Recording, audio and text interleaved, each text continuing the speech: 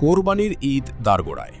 সারা বাংলায় পশুর হাট এখন জমজমাট, কিন্তু সীমান্তের ওপারে পশ্চিমবঙ্গে এক অদ্ভুত নীরবতা।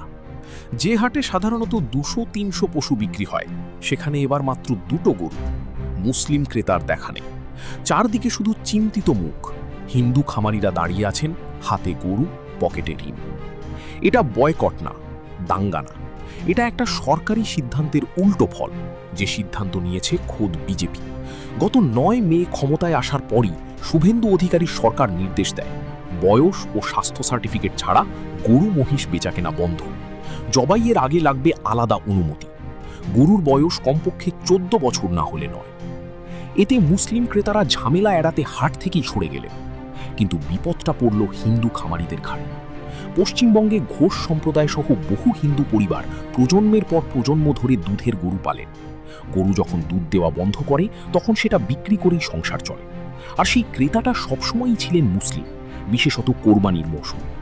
সেই চক্রটাই এখন ভেঙে গেছে। মাসের পর মাস খাইয়ে যত্ন করে বড় করা গরু এখন বিক্রি নেই। লোকসান থেমেনি, কেউ কেউ আত্মহত্যার হুমকি পর্যন্ত দিচ্ছে। বিজেপির ভেতর থেকেই এখন প্রশ্ন উঠছে, হিন্দু ভোটারদের খুশি করতে গিয়ে শেষমেশ বিপদে ফেললাম কাদের? মুখ্যমন্ত্রী শুভেন্দু অধিকারী বিষয়টা দেখছেন বলে সরকারের পক্ষ থেকে জানানো হয়েছে, সমাধান আসবে, কিন্তু কবে? ঈদ কিন্তু দরজায়।